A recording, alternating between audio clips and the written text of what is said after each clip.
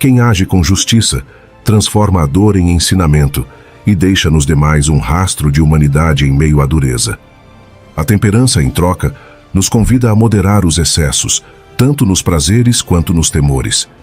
Vivemos em uma época onde tudo nos empurra ao extremo: mais consumo, mais velocidade, mais ruído. Mas a alma, como um instrumento delicado, perde sua harmonia se estica demais. A temperança não significa reprimir ou anular os desejos, mas aprender a desfrutá-los sem escravidão e a temer sem paralisia. Quem pratica a temperança bebe do prazer sem embriagar-se e enfrenta o medo sem deixar-se arrastar por ele. Assim, a vida se converte em um caminho equilibrado, onde cada passo é firme porque não está submetido a caprichos nem paixões desmedidas. E finalmente a coragem, porque inclusive com sabedoria, justiça e temperança, a vida exige a força de agir. A coragem é a chama que nos impulsiona a avançar quando o medo sussurra que retrocedamos.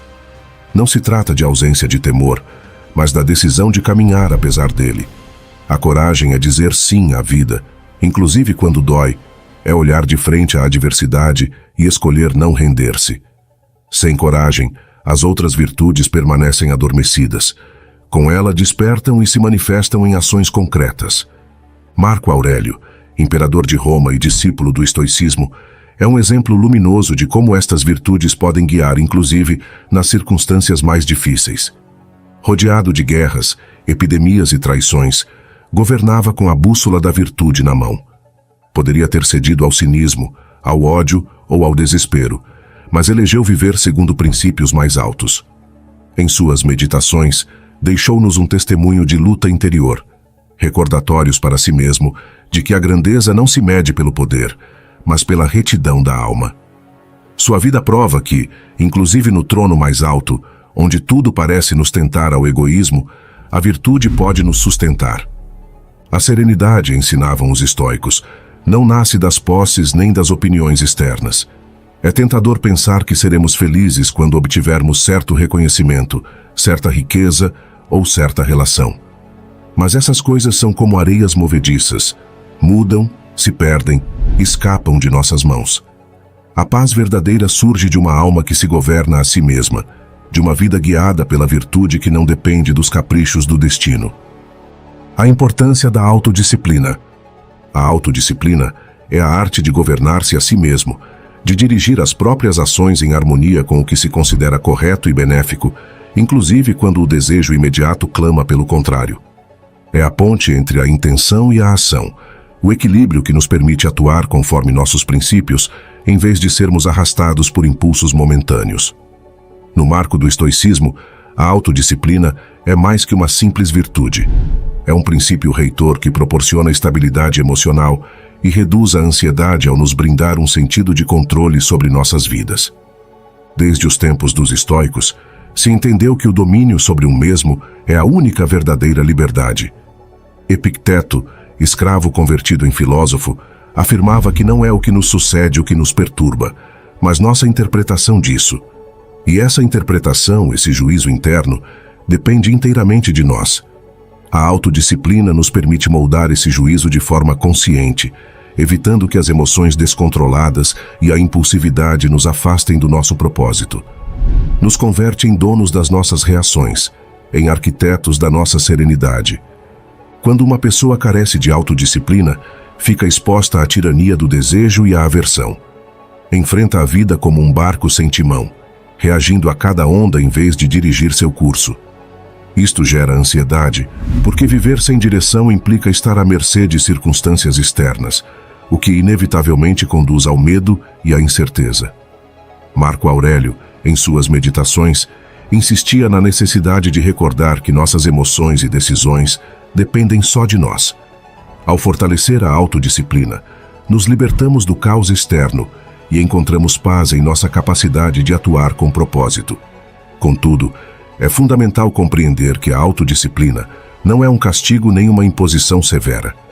Não se trata de uma guerra constante contra um mesmo, mas de um ato de autorrespeito e crescimento.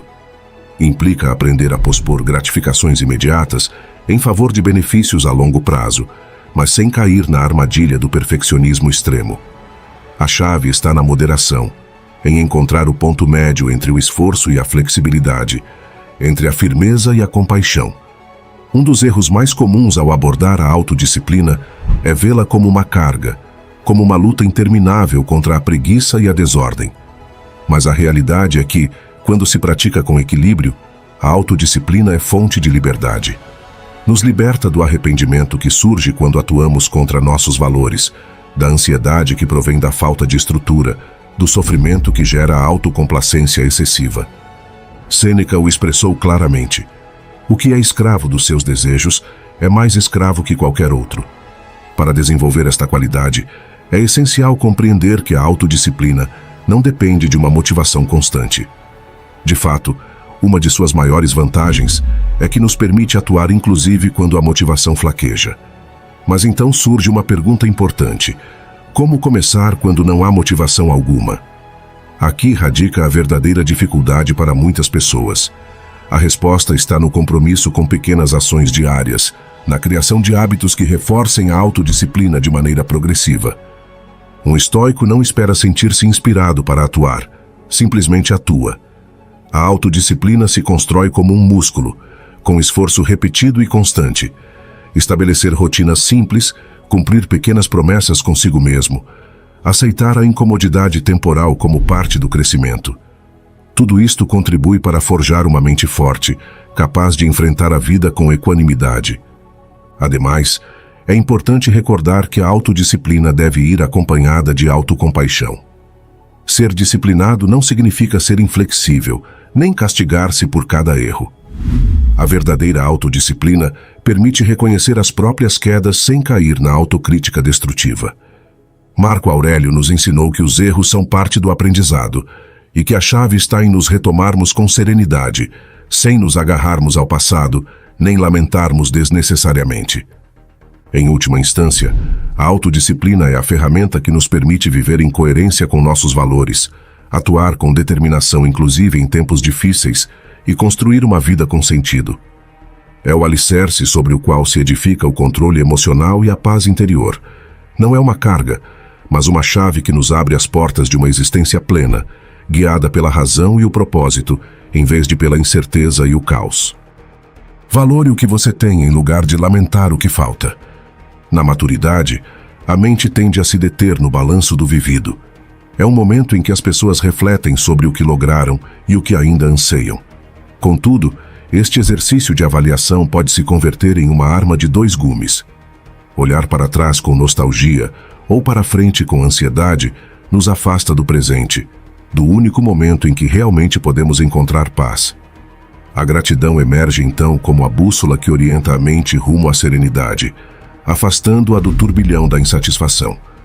Vivemos em uma sociedade que glorifica a acumulação e a constante busca de mais dinheiro, mais êxito, mais reconhecimento. Desde a infância, se nos ensina a aspirar ao seguinte, sem nos determos a valorar o que já temos. As redes sociais e a publicidade reforçam esta mentalidade, mostrando-nos vidas aparentemente perfeitas que contrastam com nossa cotidianidade. Esta comparação perpétua nos condena a uma sensação de insuficiência, onde o que possuímos parece minguar frente ao que poderíamos ter. A filosofia estoica oferece uma perspectiva radicalmente distinta. Sêneca nos recorda que não é que tenhamos pouco tempo, mas que perdemos muito. Esta reflexão nos convida a olhar com outros olhos nossa realidade. Em lugar de nos enfocarmos no que nos falta, os estoicos nos ensinam a valorar o que já está em nossas mãos. Epicteto também nos instrui na arte da aceitação.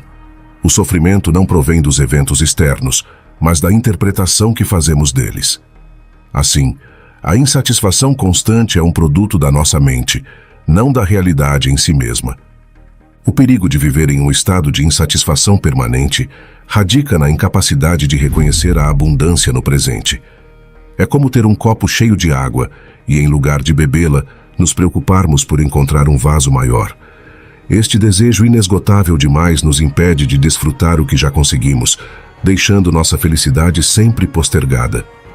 Marta, uma mulher com uma vida aparentemente plena, é um exemplo de como a gratidão pode transformar a percepção da realidade. Com uma família amorosa, um trabalho estável e saúde, Marta, contudo, vivia com uma sensação constante de carência. Comparava sua vida com a dos seus colegas mais exitosos, com seus amigos que viajavam constantemente ou com pessoas que pareciam ter tudo. Esta insatisfação a levava a sentir que sempre lhe faltava algo para ser feliz. Não foi até que começou a praticar a gratidão de maneira consciente que sua perspectiva mudou. Ao fazer um esforço por registrar cada dia aquilo pelo que se sentia agradecida, Marta começou a notar a riqueza da sua vida. Não necessitava mais. O que tinha já era suficiente. A transformação foi profunda. Em lugar de viver na frustração, aprendeu a saborear a alegria do que possuía. Cultivar a gratidão não é um exercício abstrato, mas uma prática diária. Fazer uma lista daquilo pelo que estamos agradecidos nos permite treinar a mente para se enfocar na plenitude e não na carência. Refletir sobre nossas conquistas, em lugar de nos obcecarmos com nossas metas pendentes, nos ajuda a reconhecer o progresso na nossa vida. Evitar a comparação nos liberta da armadilha de medir nosso valor segundo padrões externos. Mudar o enfoque do mais ao suficiente nos ensina a desfrutar a vida tal como é, sem a pressão de estarmos sempre perseguindo algo novo. Ademais, recordar a impermanência das coisas nos permite valorar o presente, sabendo que nada é eterno e que cada momento tem um valor único. A felicidade não se encontra na busca incessante de mais, mas na capacidade de reconhecer que já temos suficiente. A gratidão é um presente que nos permite viver com maior plenitude, afastando-nos da frustração e aproximando-nos da paz interior. Quando aprendemos a olhar nossa vida com gratidão, deixamos de perseguir fantasmas do que poderia ser e começamos a desfrutar plenamente o que é. Viva com propósito e sentido. Ao longo da vida, muitas pessoas chegam a uma etapa em que se perguntam se seu caminho tem verdadeiro significado.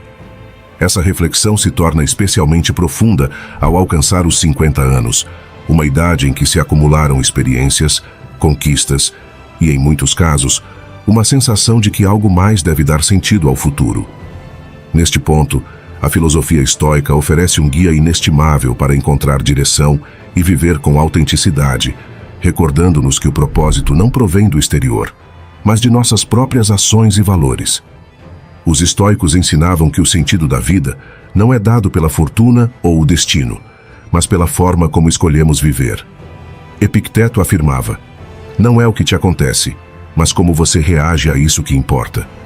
Essa ideia nos leva à compreensão de que encontrar propósito implica uma combinação de reflexão pessoal e ação deliberada. Não se trata só de perguntar o que quero fazer com a minha vida, logos, mas de agir de acordo com princípios que nos levem a uma existência significativa. Refletir sobre o que realmente importa é o primeiro passo. Para muitos, o legado que desejam deixar, os valores que defendem e a maneira como impactam os demais são elementos-chave nesta busca. Perguntas como: quais são meus valores fundamentais? Swing as ações me brindaram maior satisfação? E de que maneira posso contribuir para o bem-estar de outros? Podem ajudar a encontrar clareza. Mariana havia dedicado sua vida à sua família e a uma carreira que, ainda que lhe brindasse estabilidade, não lhe gerava paixão. Ao chegar aos 50, sentiu um vazio, como se algo lhe faltasse. Em vez de se resignar, decidiu explorar o que a havia feito sentir-se mais viva no passado. Recordou seu amor pelo ensino e começou a oferecer mentorias a jovens profissionais. Com o tempo, descobriu que seu verdadeiro propósito estava em guiar outros e compartilhar seu conhecimento. Essa nova direção não só lhe deu energia e alegria, mas também lhe permitiu redescobrir seu próprio crescimento. Encontrar um sentido na vida não significa alcançar uma meta final, mas viver de maneira coerente com o que valorizamos. Marco Aurélio o expressou de maneira simples: a felicidade da sua vida depende da qualidade dos seus pensamentos. Se nossos pensamentos e ações estão alinhados com nossos princípios, experimentaremos uma sensação de direção e plenitude. Para isso, é essencial estabelecer metas significativas que ressoem com nossos valores, agir com integridade e não temer nos reinventarmos. A vida não está escrita de antemão. Cada dia é uma oportunidade para redefinir nosso caminho. Se o que fazíamos antes já não nos preenche, A mudança não é símbolo de fracasso, mas de crescimento. Contribuir para a comunidade também é uma fonte poderosa de sentido.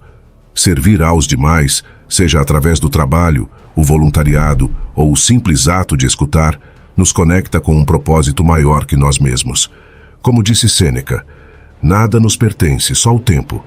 O estoicismo ensina que a chave de uma vida plena está em aceitar o que não podemos controlar e nos concentrarmos no que sim depende de nós.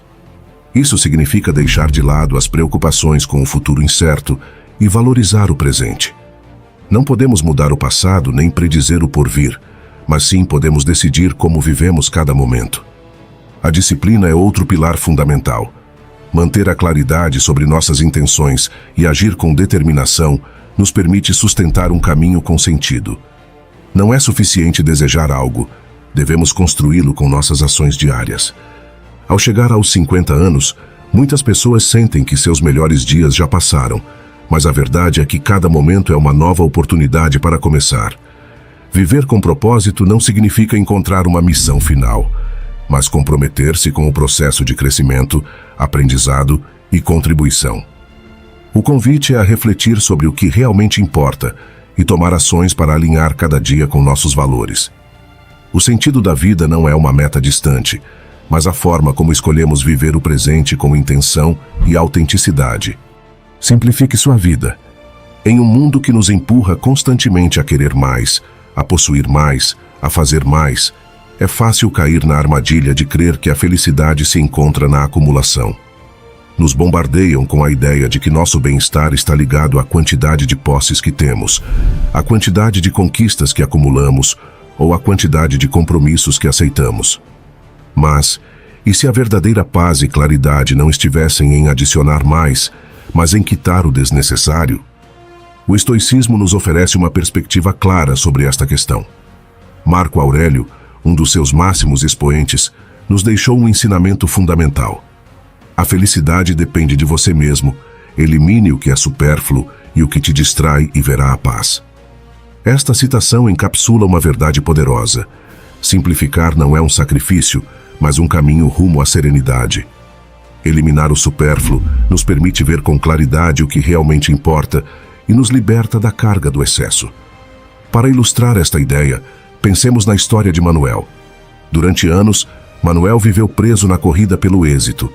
Tinha um trabalho demandante, um calendário cheio de reuniões e compromissos sociais e uma casa repleta de objetos que raramente usava. Contudo, apesar de tudo o que havia acumulado, sentia-se vazio e esgotado. Suas relações eram superficiais, sua mente estava saturada de preocupações e cada dia era uma batalha contra o estresse. Um dia, depois de uma crise de ansiedade, decidiu fazer uma mudança radical. Começou por simplificar seu entorno, vendeu o que não necessitava, deixou de lado atividades desnecessárias e começou a se enfocar no essencial. Com o tempo, descobriu que ao reduzir o supérfluo, sua mente também se aliviava. Redescobriu o prazer das conversas profundas, a tranquilidade de um espaço despejado e a liberdade de uma agenda menos saturada. Sua vida não se fez mais pobre, mas mais rica em significado. A simplificação não é só um conceito filosófico, mas uma prática tangível que qualquer um pode aplicar em sua vida. Há várias estratégias para consegui-lo. Primeiro, é crucial se desfazer do desnecessário, não só no material, mas também em relações que não somam, atividades que drenam energia e pensamentos que nos atam ao passado ou ao futuro. Segundo, devemos priorizar o essencial, perguntar-nos o que é realmente importante para nós e enfocar nossa energia nisso. Terceiro, é fundamental aprender a fazer uma coisa de cada vez. A multitarefa nos rouba a atenção e nos impede de desfrutar o presente. Quarto, devemos reduzir o consumo de informação. Na era digital, nossa mente está saturada de conteúdo irrelevante, e aprender a filtrar o que consumimos é chave para uma mente mais clara. Quinto, aprender a dizer não é uma habilidade crucial. Não podemos fazer tudo nem satisfazer a todos. Estabelecer limites nos permite proteger nosso tempo e bem-estar. Finalmente, praticar a gratidão nos ajuda a valorizar o que já temos, em vez de estarmos constantemente perseguindo mais. Simplificar não significa viver com carências ou renunciar ao que se ama. Significa eliminar o que não aporta valor para poder nos enfocarmos no que realmente importa. Uma vida mais simples não só nos oferece maior claridade e propósito, mas também uma paz interior profunda. Em um mundo que nos diz que mais é melhor, talvez a verdadeira resposta esteja em menos. Não em acumular, mas em soltar. Não em correr, mas em deter-se e apreciar. E nesse ato de simplificação encontramos a verdadeira liberdade. Desconecte-se da negatividade externa. Vivemos em um mundo onde a negatividade parece onipresente. Notícias alarmantes, debates acalorados em redes sociais e conversas impregnadas de pessimismo se converteram em parte da nossa rotina diária. Sem nos darmos conta, nos submergimos em um mar de informação que, longe de nos nutrir, erode nossa paz mental. Esta constante exposição à negatividade externa não só afeta nosso estado de ânimo, mas também molda nossa percepção do mundo, levando-nos a um estado de ansiedade, preocupação e, inclusive, desesperança. O estoicismo, uma filosofia que perdurou ao longo dos séculos, nos recorda que a chave da felicidade e da paz não radica em controlar o mundo externo, mas em regular nossas reações ante ele. Marco Aurélio o expressou com claridade: se te perturba algo externo, a dor não se deve à coisa em si, mas ao seu juízo sobre ela, e você tem o poder de revogar esse juízo em qualquer momento. Este ensinamento nos convida a refletir sobre a quantidade de energia que gastamos em aspectos que escapam ao nosso controle. Ainda que não possamos mudar o fluxo constante de notícias ou a atitude de quem nos rodeia, sim podemos decidir que influência permitimos que essas coisas tenham sobre nós. Tomemos o caso de Luiz, um homem que, como muitos, costumava começar e terminar seu dia consumindo notícias e revisando redes sociais.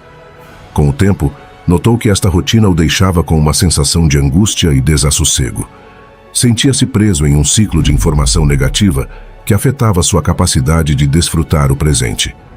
Foi então quando decidiu fazer uma mudança. Reduziu drasticamente seu consumo de notícias, limitou seu tempo em redes sociais e elegeu se concentrar em atividades que realmente enriquecessem sua vida. Descobriu o prazer da leitura, dedicou mais tempo à sua família e encontrou na meditação um refúgio para sua mente. Com o tempo, seu estado emocional melhorou notavelmente. Não porque o mundo tivesse mudado, mas porque havia aprendido a filtrar as influências externas. O caminho rumo à desconexão da negatividade não consiste em ignorar a realidade, mas em aprender a gestioná-la com inteligência e equilíbrio.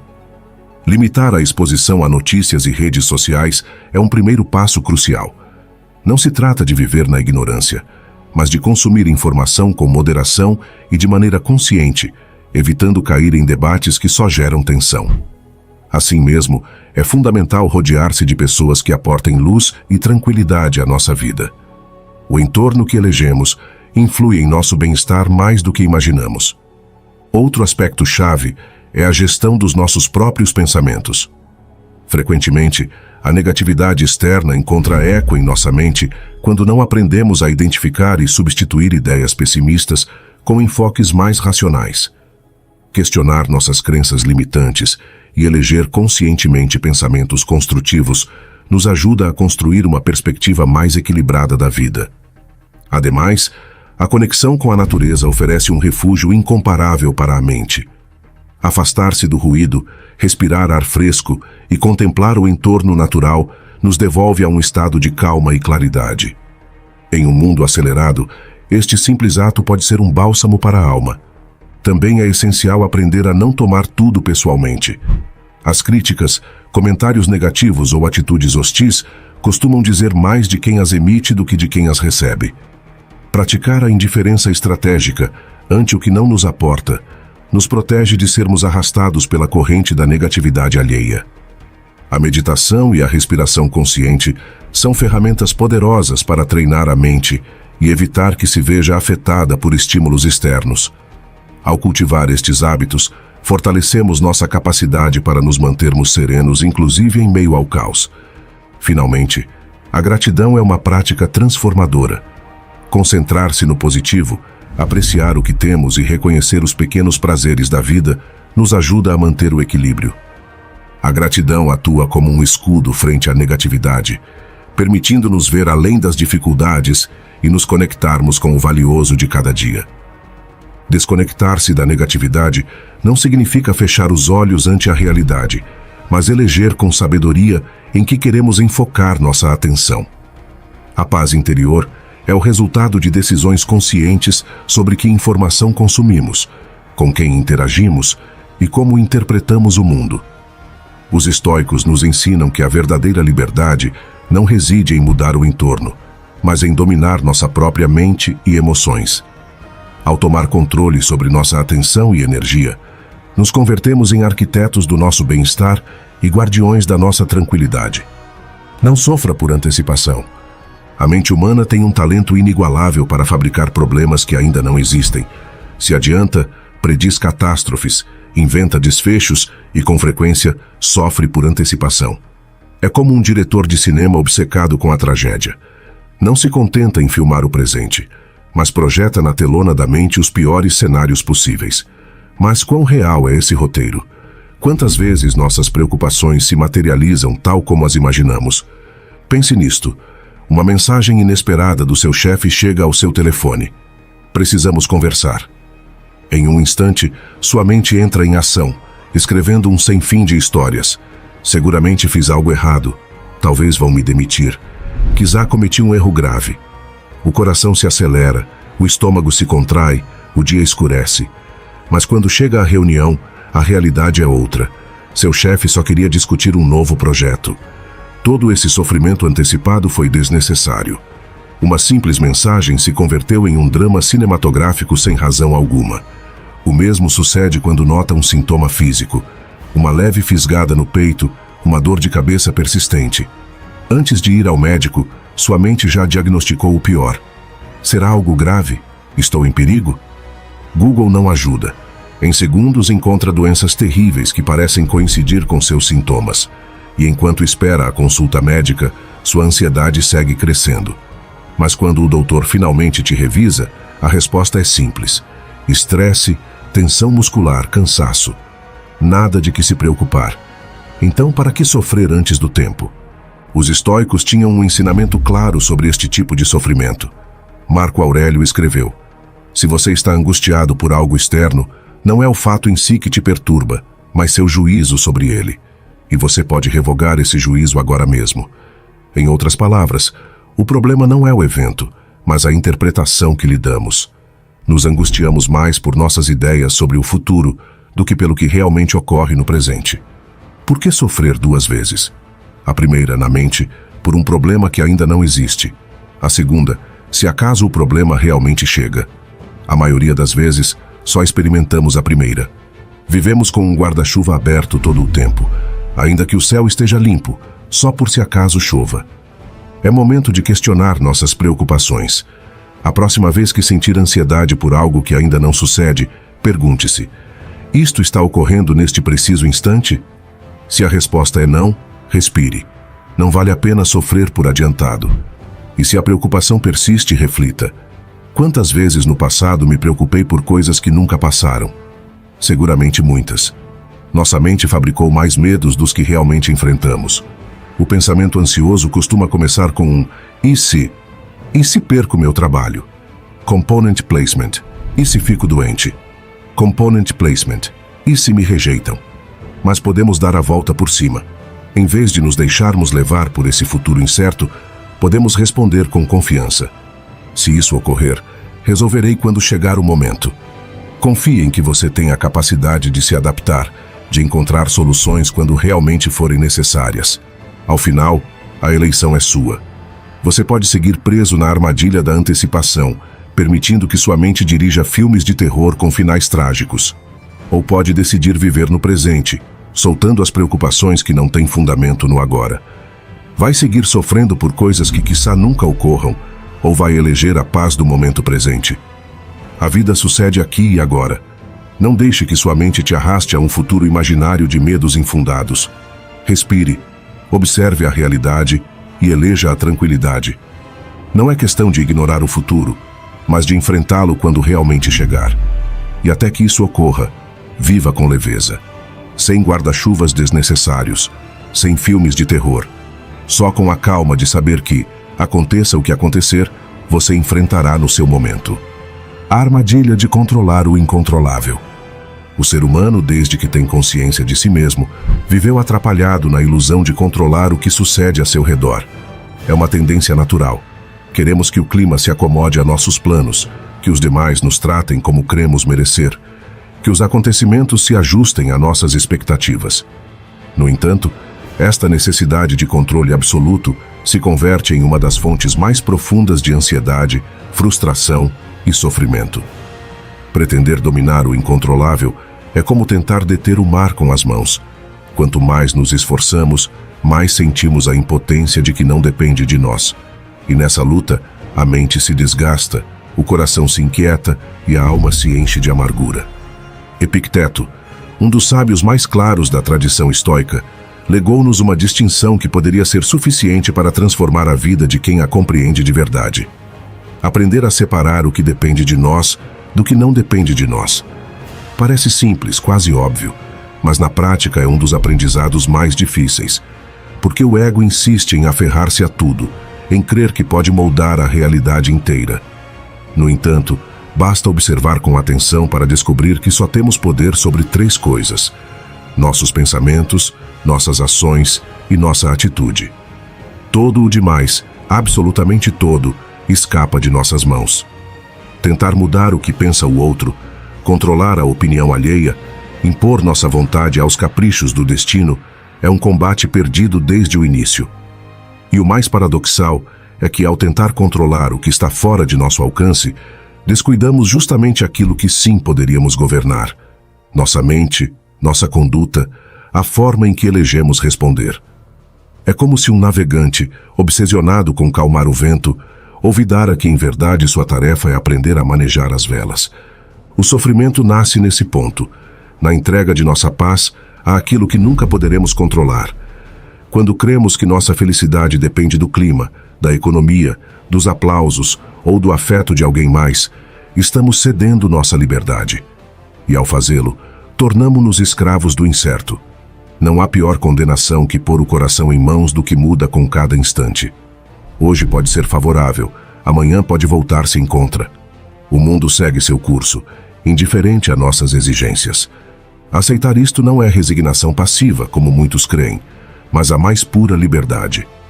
A aceitação estoica não significa cruzar-se de braços nem abandonar a vida ao azar, mas eleger com firmeza onde colocar nossa energia. Trata-se de reconhecer que o mundo exterior se move com suas próprias leis e que o único sensato é aprender a fluir com ele, atuando com inteireza ali onde nossa intervenção sim tem sentido. A liberdade real surge quando deixamos de pelear contra a corrente e começamos a governar a barca de nossa alma.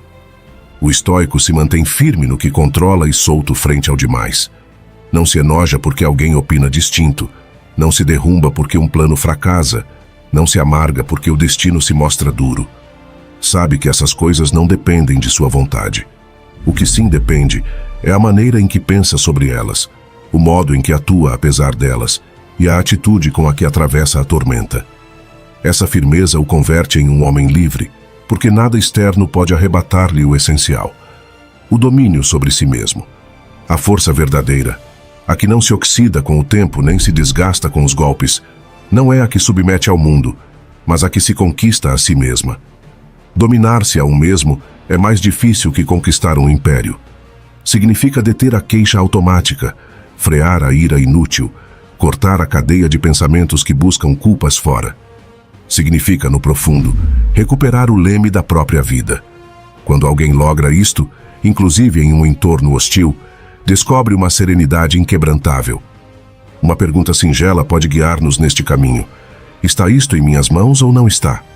É um filtro claro e honesto. Se a resposta é afirmativa, atua com calma e firmeza.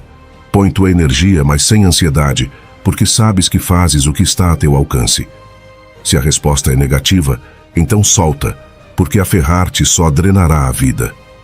Esta pergunta, repetida em cada circunstância, se converte em uma âncora frente às marés do dia a dia. A morte, como mestra de serenidade. A morte, Essa palavra que costuma despertar silêncios incômodos, desvio de olhares e até um nó na garganta. Poucas coisas geram tanta inquietude como a lembrança de que nossa existência não é infinita. No entanto, os estoicos não a tratavam como um inimigo do qual se deve escapar, mas como uma mestra silenciosa que nos ensina a viver com serenidade. Marco Aurélio, imperador e filósofo, expressou-o com uma clareza contundente. O verdadeiro temor não deve dirigir-se à morte, mas a não ter vivido plenamente. Esta inversão de perspectiva muda radicalmente nossa maneira de caminhar pela vida.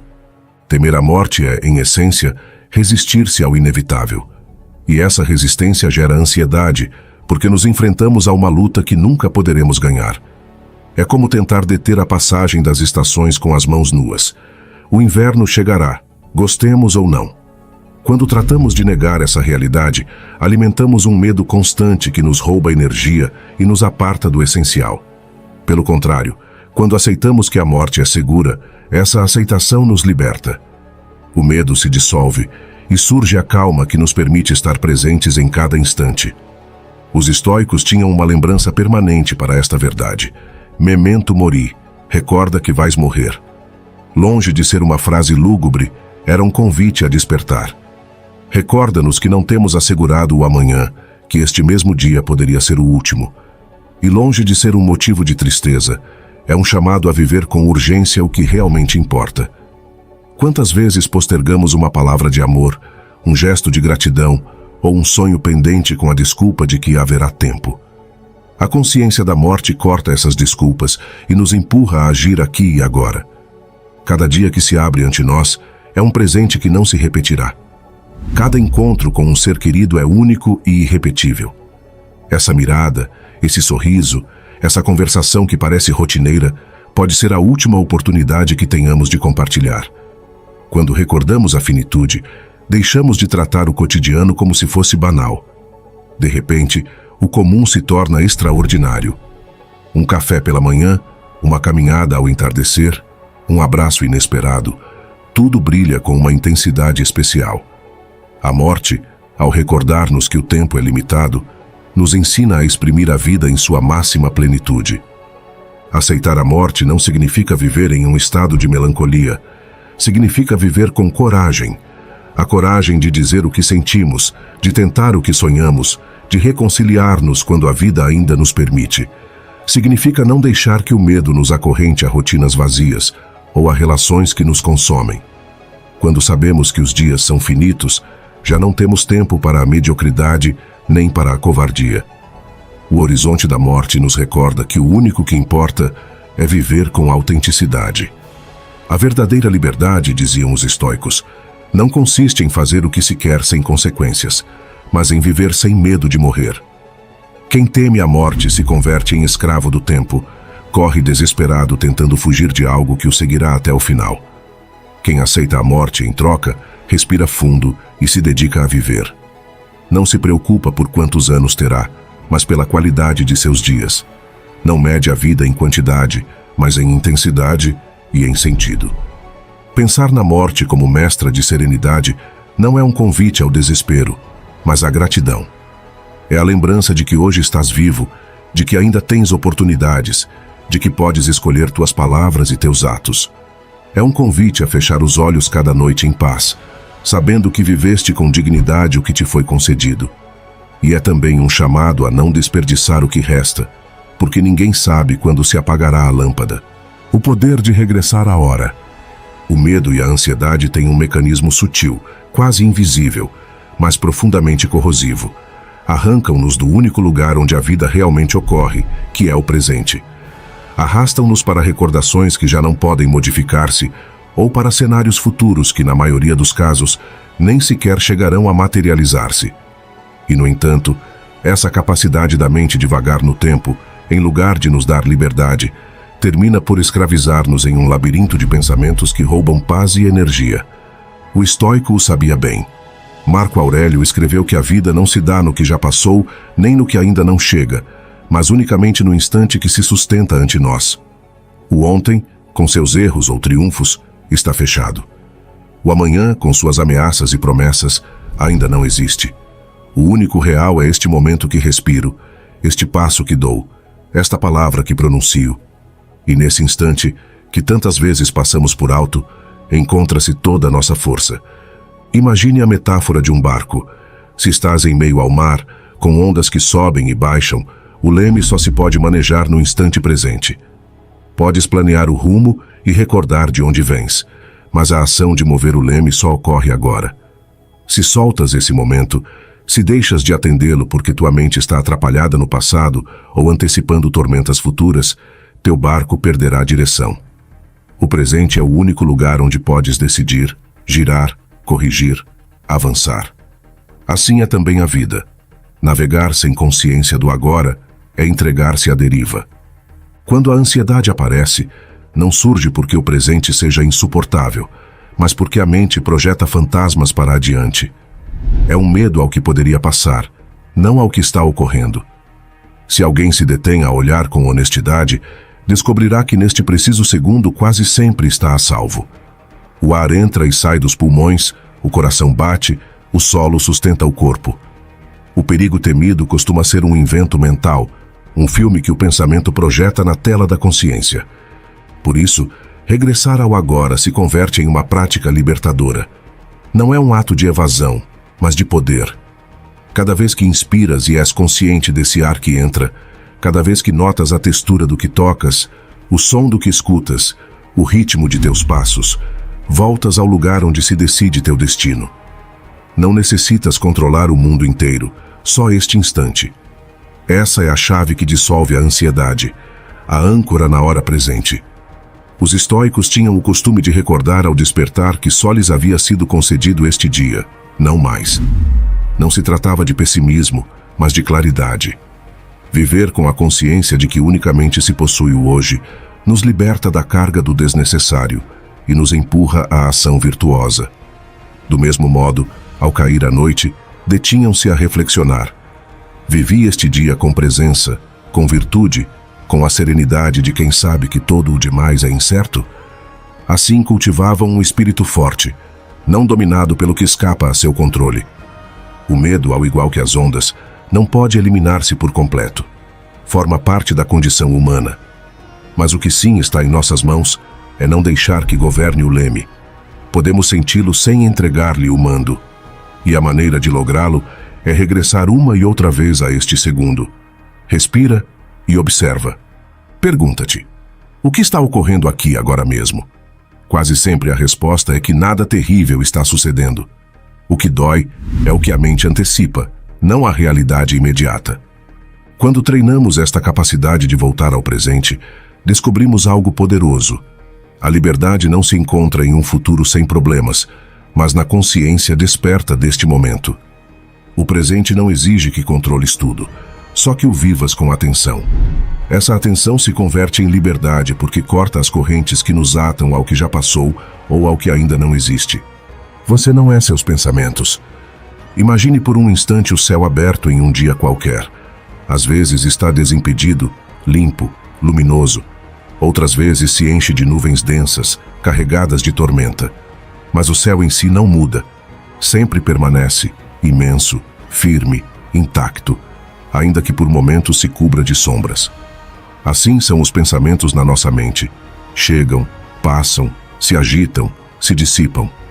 Mas não somos essas nuvens que transitam. Somos o céu que as contém, o espaço amplo e profundo onde se movem. Esta simples imagem tem um poder libertador. Você não é seus pensamentos, você é quem os observa. Quando a ansiedade golpeia, o faz quase sempre porque nos identificamos com cada ideia que aparece na mente, como se fosse uma verdade absoluta. Se surge o pensamento, sou um fracasso, cremos que isso nos define. Se aparece a frase, não vou poder com isto, sentimos que se trata de uma sentença irrefutável. Mas os estoicos nos recordam uma distinção essencial. Os pensamentos não são fatos, são interpretações, relatos que a mente constrói a partir do que vive ou teme. Ao compreender isto, uma distância interior começa a nascer, e com ela, a possibilidade de calma. Pense na infância, quando as sombras na habitação pareciam monstros reais. A criança sente o medo como se fosse certo que algo terrível se esconde na obscuridade. Mas com a luz acesa, tudo se revela. Eram só figuras projetadas, nada mais. Os pensamentos negativos funcionam da mesma maneira. Podem parecer sólidos e aterradores, mas muitas vezes são simples sombras criadas pela mente, distorções que não resistem à claridade de uma olhada consciente. Sêneca expressou com lucidez ao dizer que sofremos mais na imaginação que na realidade. A mente tem a capacidade de antecipar dores, inventar desgraças, reviver feridas passadas. O resultado é que o sofrimento se multiplica sem necessidade. Nos angustiamos por cenários que nunca chegam a suceder, carregamos culpas que não existem, tememos juízos que ninguém emite. Tudo isso ocorre no espaço do imaginado. A vida já tem suas provas reais. Não necessitamos acrescentar tormentas inventadas. Observar os pensamentos sem nos aferrarmos a eles é como deixar que as nuvens sigam seu curso. Não tratamos de empurrá-las nem de detê-las. Simplesmente passam. E ao passar, o céu recupera sua claridade. O mesmo sucede com a mente. Se deixamos que os pensamentos negativos cruzem sem nos identificarmos com eles, inevitavelmente chega a calma. A claridade não é algo que devamos construir.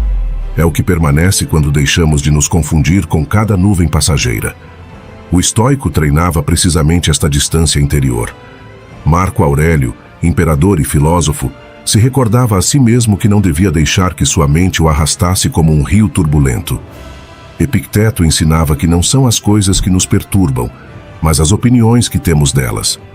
Ao manter a consciência de que somos mais amplos que nossos pensamentos, aprendemos a não nos deixarmos escravizar pelo que cruza a mente. O pensamento se converte em um objeto de observação, não no centro da nossa identidade. É fácil compreendê-lo em teoria, mas na prática requer disciplina. A ansiedade se alimenta do costume de crer cada ideia que aparece. Por isso, o primeiro passo é aprender a pausar, a olhar com certa curiosidade. Interessante, minha mente diz que não posso, mas é isso um fato ou só uma interpretação? Essa breve pausa abre um espaço de liberdade. Já não reagimos automaticamente, já não obedecemos a cada impulso. Essa distância é a semente da serenidade. Não se trata de lutar contra os pensamentos negativos, nem de nos forçarmos a pensar sempre em positivo. Essa luta só dá mais força ao que queremos evitar. Trata-se, em câmbio, de reconhecê-los como o que são: nuvens no céu, sombras na parede, histórias que às vezes carecem de fundamento. Quando deixamos de nos confundir com eles, a ansiedade perde seu poder. Porque a ansiedade não nasce dos fatos, mas da identificação com a voz interior que interpreta esses fatos. Aprenda a estar em silêncio. Aprender a estar em silêncio é um dos maiores desafios da nossa época. Vivemos em um mundo que constantemente nos empurra para o ruído, para a distração, para a necessidade de preencher cada momento com palavras, telas, conversas ou estímulos. Nos acostumamos tanto à voragem externa que, quando nos enfrentamos à quietude, sentimos incômodo, inclusive medo. No entanto, o silêncio não é vazio nem ausência. É força interior, é espaço fértil em que a mente e a alma podem respirar e reencontrar-se consigo mesmas. A ansiedade se nutre do excesso de estímulos. Cada notificação, cada mensagem, cada pensamento repetitivo que corre pela nossa cabeça contribui para essa sensação de agitação permanente. Quando tudo ao nosso redor se converte em ruído, nossa mente se confunde e começa a viver em um estado de alerta constante. Nesse estado, é quase impossível achar serenidade, porque o ruído interior reflete e amplifica o ruído exterior. O silêncio, em contrapartida, é uma espécie de bálsamo, um espaço em que essas vozes internas se acalmam e em que começamos a reconhecer o que verdadeiramente importa. Não é casualidade que os estoicos buscassem refúgio no silêncio. Marco Aurélio escrevia suas meditações não como exercícios literários, mas como diálogos íntimos consigo mesmo, em momentos de quietude. Esse silêncio era a antessala de sua reflexão mais profunda. Os sábios compreendiam que o silêncio não é um fim em si mesmo, mas um meio para escutar com maior clareza, escutar a própria voz, escutar a razão, escutar o fluir da natureza que nos recorda nosso lugar no mundo. O ruído pode nos confundir, mas o silêncio nos centra. Praticar o silêncio não significa fugir da sociedade nem apartar-se do mundo, mas aprender a habitá-lo desde outro lugar. É um exercício de presença, um treinamento para voltar a um mesmo. 5 minutos de silêncio absoluto ao dia podem parecer insignificantes, mas são um ato de resistência frente à desordem externa. Nesses breves minutos, o corpo aprende a aquietar-se, a respiração encontra seu ritmo e a mente deixa de correr sem rumo. É certo que no início pode resultar incômodo, inclusive insuportável. A mente se rebela, aparecem pensamentos insistentes, surge a impaciência. Mas com constância, esse silêncio incômodo se transforma em medicina. Se converte em um espaço de claridade que pouco a pouco começa a se expandir mais além desses 5 minutos, contagiando calma ao resto da jornada. Sêneca afirmava que a harmonia do mundo nasce do silêncio. É uma afirmação profunda, porque sugere que por trás do aparente caos há uma ordem silenciosa que sustenta a vida. A música, por exemplo, não existiria sem silêncios. São eles os que marcam o ritmo e dão sentido aos sons. Do mesmo modo, nossa vida necessita de espaços de pausa para que nossas ações tenham direção e não se convertam em mero ruído. No silêncio se gesta a verdadeira serenidade, essa que não depende de ter mais coisas, de lograr mais sucessos ou de complacer expectativas externas, mas da calma interior que ninguém pode nos arrebatar. Quem aprende a encontrar paz no silêncio adquire uma fortaleza única, a capacidade de manter essa paz inclusive em meio ao ruído. Porque o mundo não deixará de ser ruidoso, nem a vida deixará de trazer preocupações. O segredo não está em fugir do ruído, mas em que este não penetre no nosso interior. Se podemos nos manter serenos em meio à tormenta, então o silêncio já não é algo externo, mas um estado interior ao que podemos recorrer em qualquer momento. Aprender a estar em silêncio, no fundo, é aprender a dominar a um mesmo. É resistir à tentação de reagir de imediato, de falar sem pensar, de preencher o vazio com qualquer coisa. É cultivar a paciência, a claridade e a fortaleza. É olhar para dentro sem medo e descobrir que por trás dos pensamentos que vão e vêm, existe um centro firme e estável. Esse centro não se logra acumulando ruído, mas abraçando o silêncio. Lembre-se da sua mortalidade. Lembrar da morte não é um ato lúgubre nem pessimista. É, pelo contrário, um dos lembretes mais poderosos que um ser humano pode receber. Quando aceitamos com clareza que a morte é uma certeza inevitável, deixamos de vê-la como uma ameaça e começamos a reconhecê-la como uma mestra silenciosa que nos guia para uma vida mais plena. Memento mori, a antiga máxima estoica, nos convida a não esquecer nossa condição mortal. Não para viver com medo, mas para viver com consciência. Porque ao manter presente que cada dia poderia ser o último, a vida adquire um sabor mais intenso e real. A ansiedade, em contrapartida, nos faz esquecer essa verdade. Nos convence de que sempre haverá mais tempo, de que as oportunidades podem esperar, de que aquilo que hoje evitamos poderá ser resolvido amanhã. É um engano sutil. A mente presa na ansiedade imagina um horizonte infinito, como se a vida não tivesse fim. Mas a certeza da morte dissolve essa ilusão. Nos obriga a reconhecer que o tempo não é um recurso inesgotável, que cada minuto que deixamos escapar não regressará.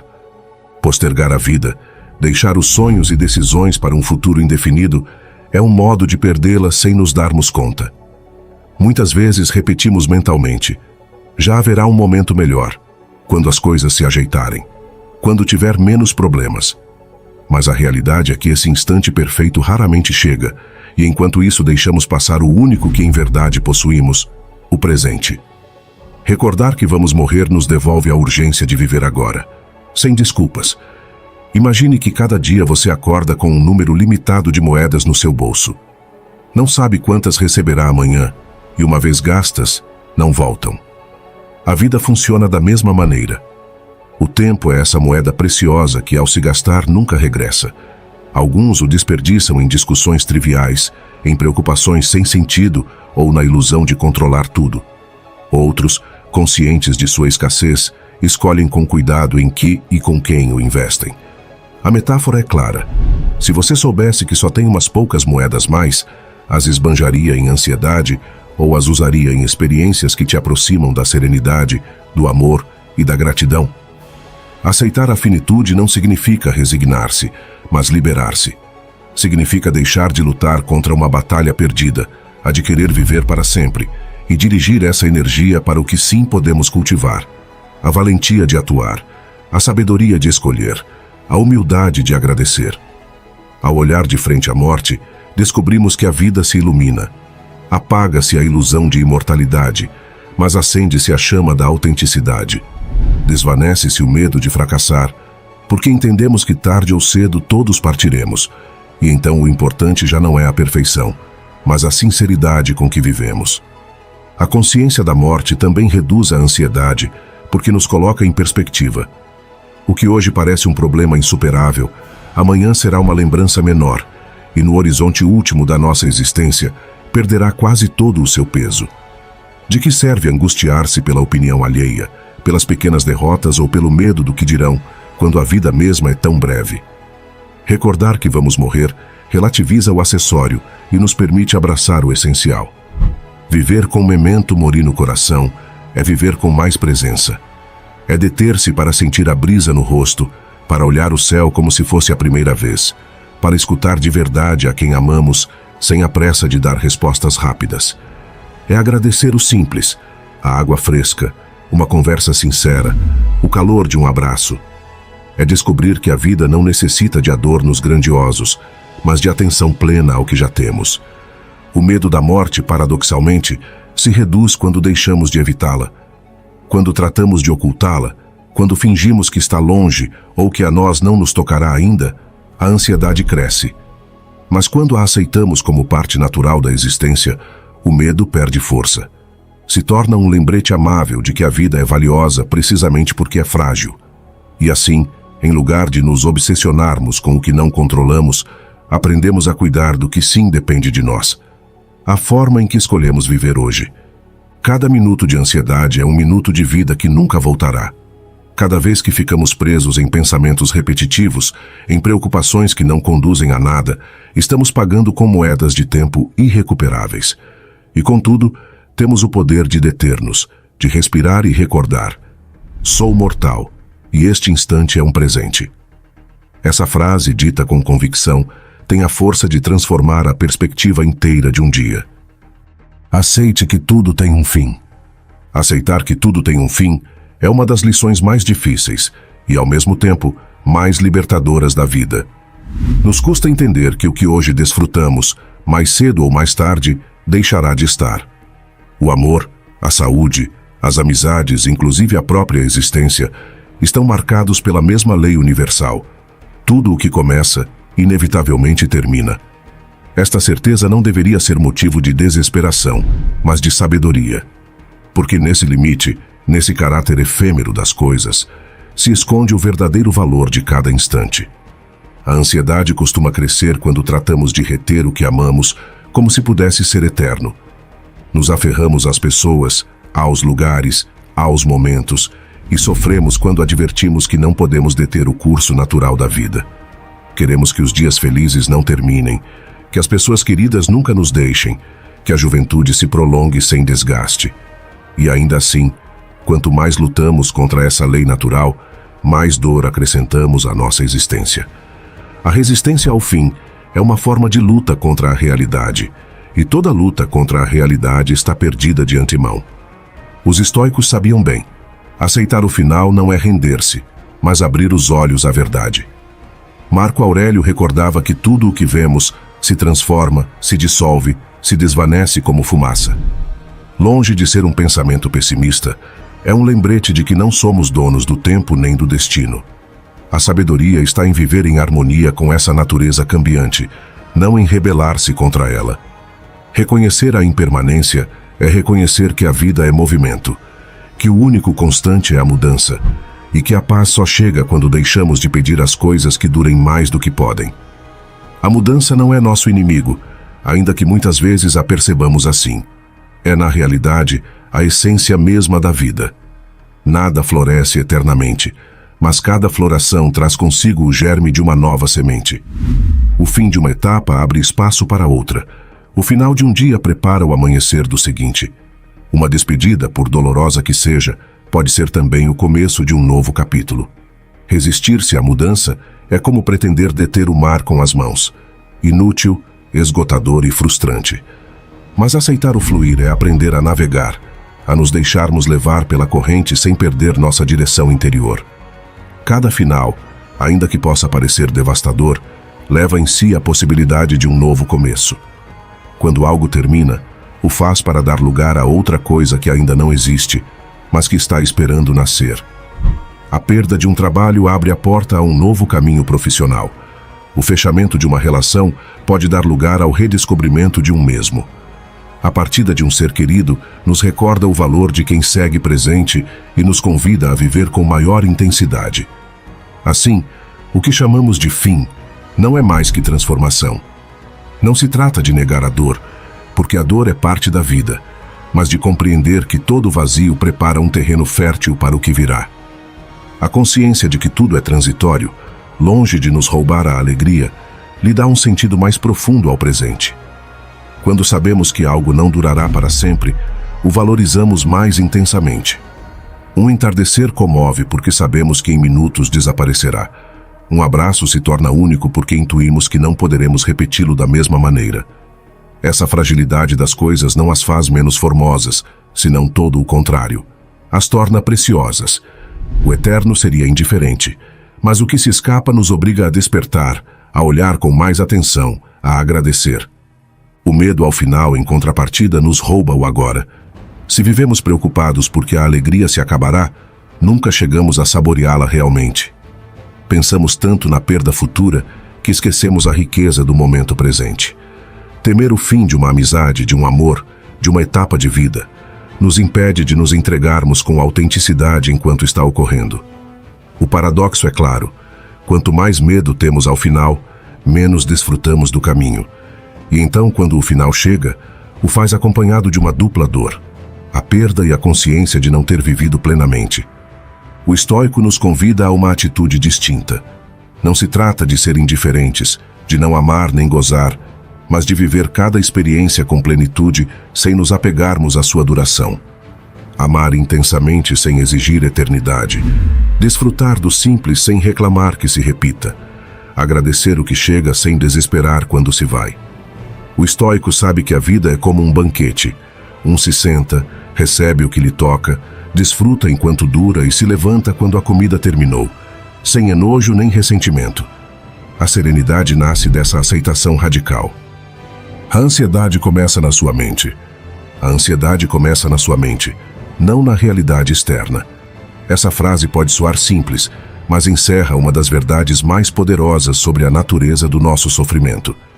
Imagine estar deitado na sua cama, o corpo em repouso, o ambiente tranquilo, sem nenhuma ameaça imediata ao redor. E ainda assim, sua mente corre a toda velocidade. Pensa em dívidas, em conversas pendentes, em enfermidades possíveis, naquilo que ainda não aconteceu. O que está passando realmente? Nada. Tudo ocorre na sua cabeça. Ali, no cenário invisível dos seus pensamentos, se travam as batalhas que roubam sua calma. Tentar controlar esses pensamentos de maneira desesperada costuma ser como tentar deter uma tormenta com as mãos. Entre mais luta contra a chuva, mais encharcado fica. Quando a mente se agita e nós tratamos de silenciá-la à força, o resultado quase sempre é o contrário. A agitação cresce. É como dizer para si mesmo: não pense em um elefante rosado. Nesse mesmo instante, a imagem aparece com mais força. O mesmo sucede com a ansiedade.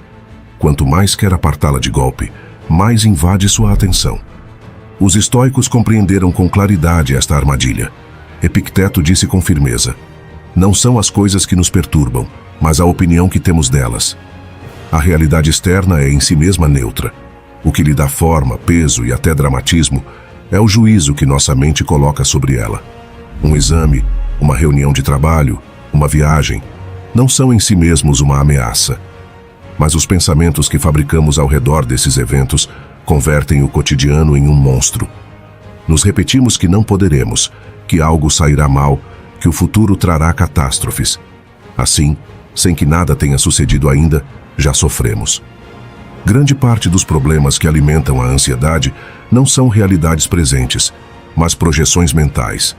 Esses filmes que inventamos em silêncio e que raramente chegam a ocorrer. Os adultos, ao contrário das crianças, tem a capacidade de antecipar, e essa habilidade pode ser uma arma de dois gumes. As crianças sofrem só quando a dor está diante delas, quando tropeçam ou quando algo concreto lhes ocorre. Os adultos, em contrapartida, se angustiam semanas antes de um acontecimento. Ensaiem 1000 cenários, se veem fracassar antes de tentá-lo, imaginam conversas que não sucederão. O sofrimento então se multiplica, porque não basta com enfrentar a vida real. Carregamos também com o peso das ficções internas. Nesse sentido, a ansiedade é uma ilusão, uma sombra fabricada pela mente. Não é o presente que te rouba a paz, mas a projeção do futuro que sua mente inventa. E o curioso é que, quando finalmente chega o momento temido, quase nunca é tão terrível como imaginava. Muitas vezes o que temia se resolve de maneira singela, ou inclusive não ocorre em absoluto. Mas no trajeto, já perdeu horas, dias ou semanas de tranquilidade. Sacrificou sua calma a um fantasma.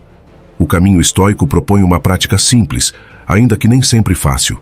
Deter-se e perguntar-se com honestidade se o que angustia está sucedendo agora mesmo. Não amanhã, não em um mês, não na sua cabeça, mas aqui e agora. Essa pergunta corta de raiz a teia mental. Por exemplo, se está preocupado pela possibilidade de perder um emprego, pergunte-se: neste preciso instante o perdi? Se a resposta é não, então o que sofre é uma hipótese, não um fato. E enquanto seja uma hipótese, não merece a mesma força emocional que um acontecimento real. Essa distinção entre o que ocorre e o que imaginamos é uma das chaves para recuperar a liberdade interior. Quando reconhece que a ansiedade habita na sua mente, pode começar a soltá-la. Não se trata de negá-la, nem de fingir que não existe. Se trata de vê-la com claridade, como quem observa uma miragem no deserto. Ao compreender que a imagem do oásis é uma ilusão, o caminhante não gasta sua energia correndo para ele. O mesmo com a ansiedade. Quando descobre que não é a vida que te oprime, mas seus pensamentos, te devolve a si mesmo o poder. Se você gostou do nosso vídeo, curta, se inscreva no canal e comente para que o YouTube saiba que esse tipo de vídeo ajuda pessoas como você, e assim possamos continuar criando mais vídeos semelhantes no futuro.